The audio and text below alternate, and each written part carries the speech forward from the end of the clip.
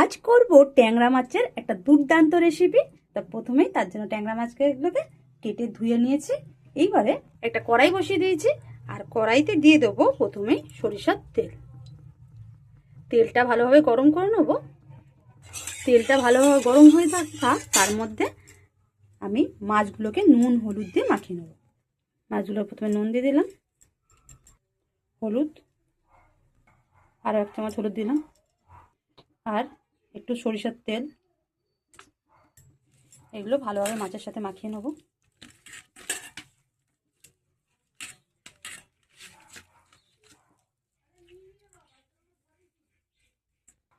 মাছের গায়ে হলুদ পর্ব শেষ।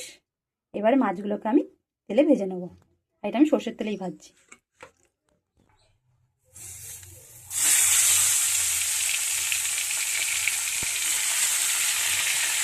মাছগুলো ভেজে নেবো। একটা পিঠ হয়ে গেলে তারপর উল্টাবো। এই মাছগুলো কিন্তু একটু ফাটে, তাই সাবধানভাবে ভাজবে। মাছগুলো ভাজা হয়ে যায়, তুলে নেবো একটু লাল লাল করে ভেজে।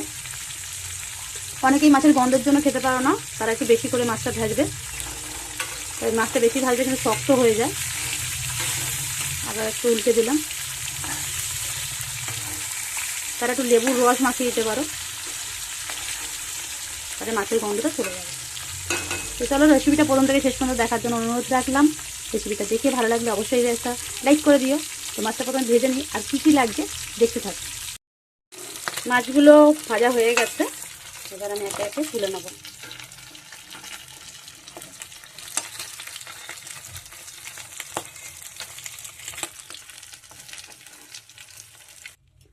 মাছগুলো ভেজে তুলে নিলাম। দেখো, সবগুলো মাছই ভেজে তুলে নিয়েছি। এবারে বাকি কাজটা করে নিই।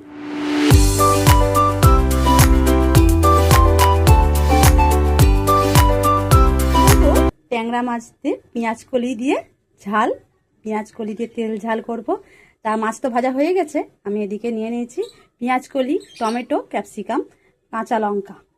আর এইগুলো আমি পেঁয়াজটা কুচানো হয়ে গেছে, বাকিগুলো আমি কুচিয়ে নিই। পেঁয়াজ কলি, এখানে কাঁচা লঙ্কা, পেঁয়াজ কলি ভেতরে ঢুকে গেছে, কাঁচা লঙ্কা, টমেটো, ক্যাপসিকাম এগুলো কুচিয়ে নিয়ে তৈরি বাকিটা শুরু করছি। চলো, প্রথম থেকে শেষ পর্যন্ত ভিডিওটা দেখতে থাকো। তোমার ভিডিওটা ভালো লাগলে অবশ্যই তোমরা বাড়িতে রান্না করে খেও, আর লাইক করে দিও একটা। তেলটাই দিয়ে দেবো, বাকি তেলটাই কালো জিরা দিয়ে দেবো। কালো জিরা দেওয়া হয়ে গেলে দুটো কাঁচা লঙ্কা দিয়ে দেবো কাটিয়ে, আর এটা পেঁয়াজ দিয়ে দেবো।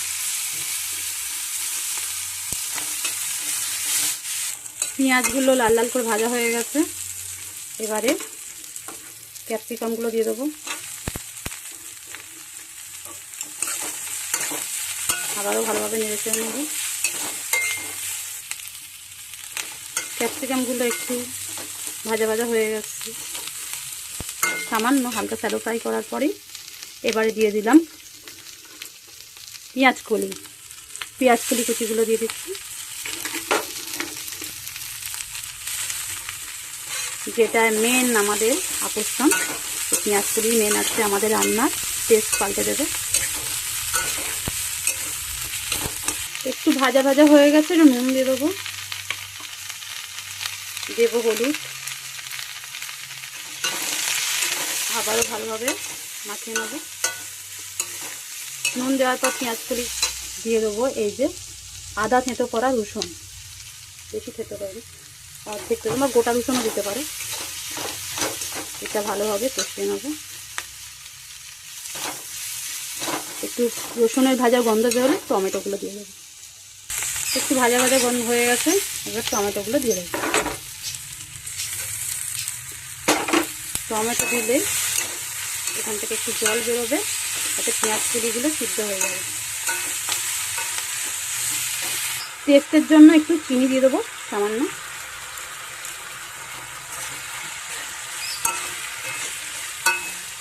তারপর একটা তেল ব্যাপার এসে গেছে, তেল ছেড়ে যাচ্ছে ভাজাটা, আর টমেটোর যে একটা জল জল ব্যাপারটা, তার জন্য পেঁয়াজ কলিতে ওটা জল জল ব্যাপার এসে গেছে। এই অবস্থায় আমি ভাজা মাছগুলো দিয়ে দেবো।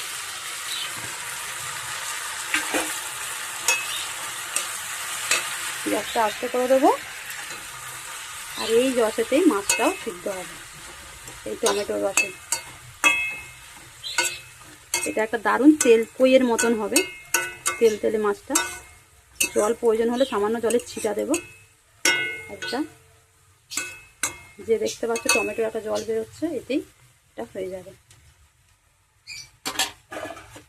এই অবস্থায় আমি একটু ঢাকা দিয়ে দিচ্ছি। দেখো আমি ঢাকনাটা এবার খুলে দেখবো।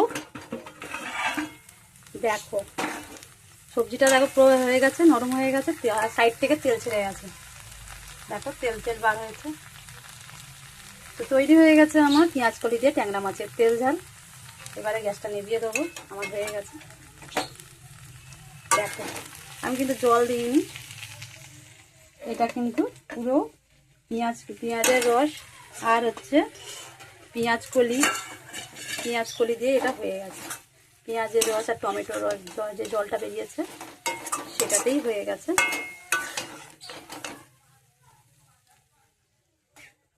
তো তোমাদের রেসিপিটা ভালো লাগলে অবশ্যই লাইক করে দিও। তোমরাও বাড়িতে বানিয়ে খেয়ে দেখো, দারুণ লাগে। গরম ভাতে আর কিছুই লাগবে না, এই পেঁয়াজ কলি দিয়ে ট্যাংরা মাছের ঝাল।